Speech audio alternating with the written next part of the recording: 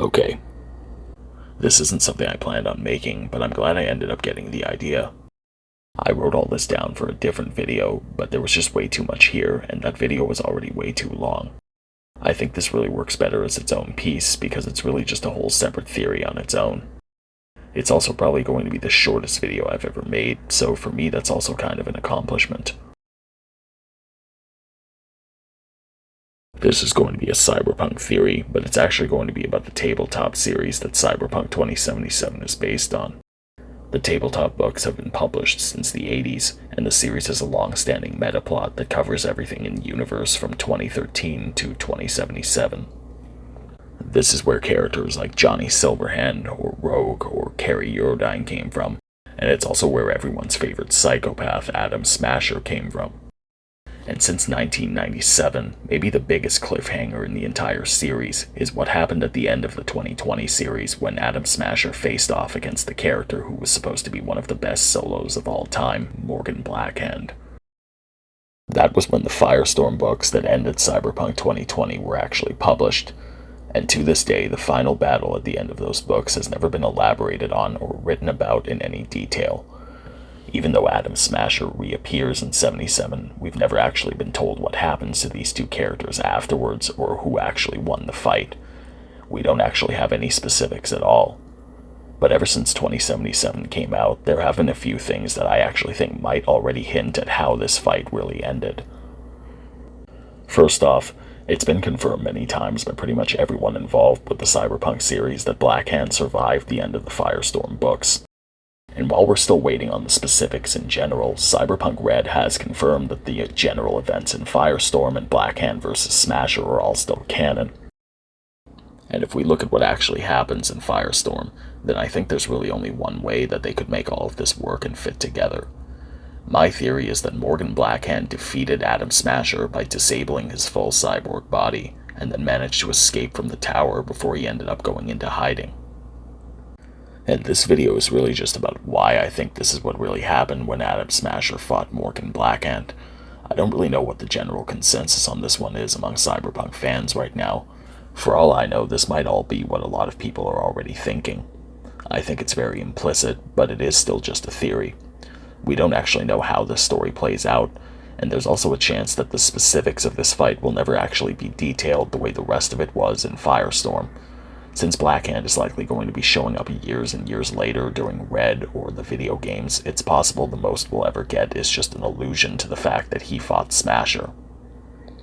On the other hand, it's entirely possible that R. Talsorian will detail exactly what happens. It's possible they'll expand on what happened in Firestorm just like they did when they wrote The Fall of the Towers for Cyberpunk RED. So it's possible we will get an answer to this one way or another in the form of a very cool story section or through something in the video games. First off, it's been confirmed many times by pretty much everyone involved with the Cyberpunk series that Blackhand survived the end of the Firestorm books. At the end of Firestorm, Smasher confronts Blackhand and forces him into a one-on-one fight, and the two of them end up falling from the roof of Arasaka Tower.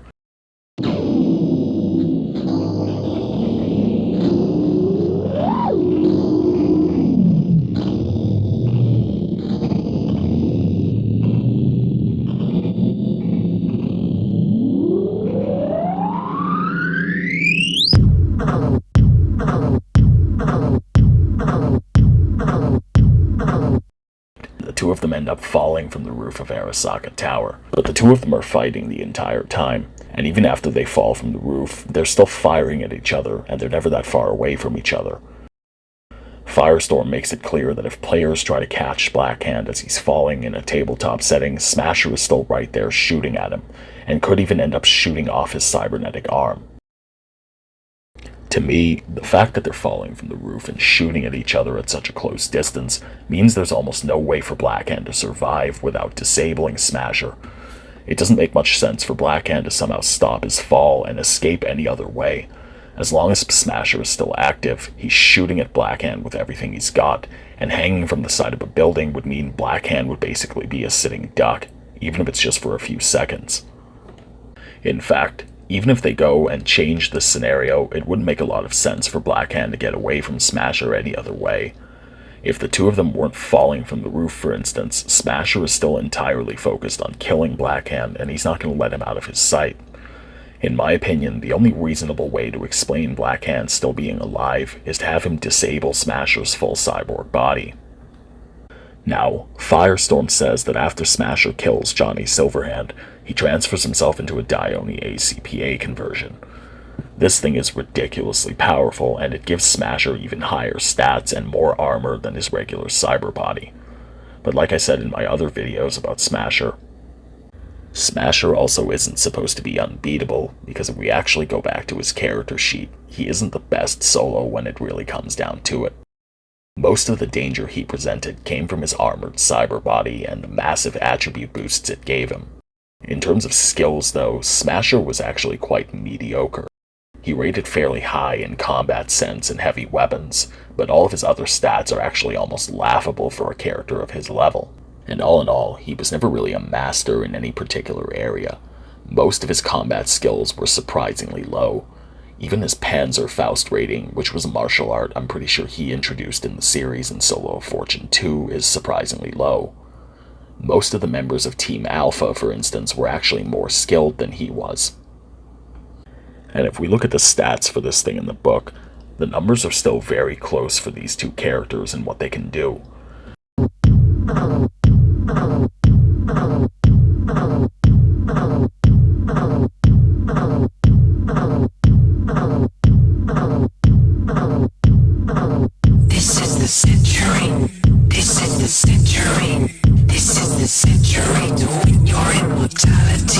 By the rules of the tabletop, I think it's entirely plausible for Blackhand to win this fight.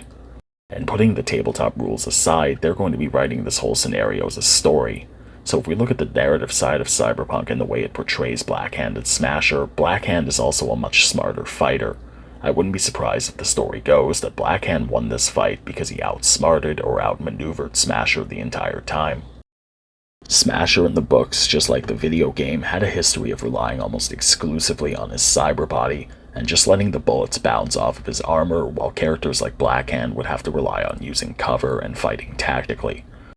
With Blackhand's rifle and his other gear, I wouldn't be surprised if Blackhand had already been doing a significant amount of damage to Smasher while the two of them were fighting up on the roof. And on the way down, he could definitely deal the final blow that disables Smasher's suit and lets him escape.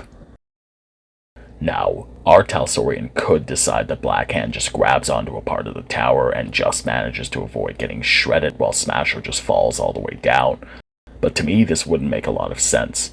If Smasher can already shoot off Blackhand's arm, I think it's a major stretch to say that Blackhand simply survives all the other damage that could be done to him on the way down. Not to mention, it would be an extremely boring way to end a story that's been 25 years in the making. Everything I've just pointed out aside, we could find out that Smasher and Blackhand missed every shot they took at each other on the way down. They could even decide that Blackhand got shot within an inch of his life, but just luckily ended up falling out of sight as Smasher plummeted all the way to the ground. And all of this would technically make sense, but I don't see our Talsorian taking such a basic turn with this character or giving this story such an anticlimactic ending. I think Blackhand spent most of his time on the roof ducking in and out of cover and shooting Smasher as Smasher tried to chase him down. I think that after the two of them fall from the roof, Blackhand and Smasher probably both got hurt very badly. But Blackhand probably dealt the final blow that ended up destroying Smasher's suit before he managed to get away. This part of the fight probably would have only lasted a few seconds while they were falling. Blackhand probably wouldn't have had enough time to actually finish the job, so that would explain why Smasher is still around by 77. And technically speaking, we don't really know for sure why Blackhand has been missing either. Red talks about stories of Morgan Blackhand sightings that start circulating all around the country, but these are basically just ghost stories. No one's ever actually seen Blackhand since the events of Firestorm. But there are also a bunch of reasons why I think he escaped and went into hiding. First, it wouldn't make much sense for Blackhand to have been captured or anything in that vein. Smasher was adamant on killing Blackhand even to what could have been his final moments, so there's no chance that he defeated and then captured Blackhand somehow.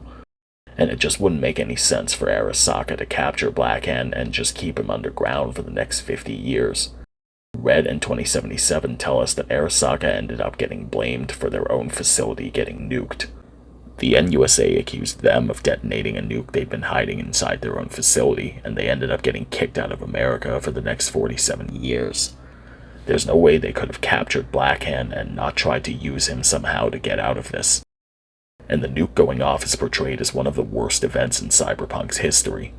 All of Night City suffered for it, and there was an ungodly amount of scrutiny coming in from all around the world. 77 tells us this was considered a terrorist attack, so I think the reason why no one's seen or heard from Blackhand is because he had to go into hiding. So all in all, this is what I ended up writing down for my Adam Smasher video. This is what I think happened at the end of Cyberpunk 2020 when Adam Smasher fought Morgan Blackhand. Like I said, we don't know if we'll ever even see this story, much less how it'll actually play out. This is just my speculation on what happens and why I think it'll play out this way if they ever decide to tell the rest of the story.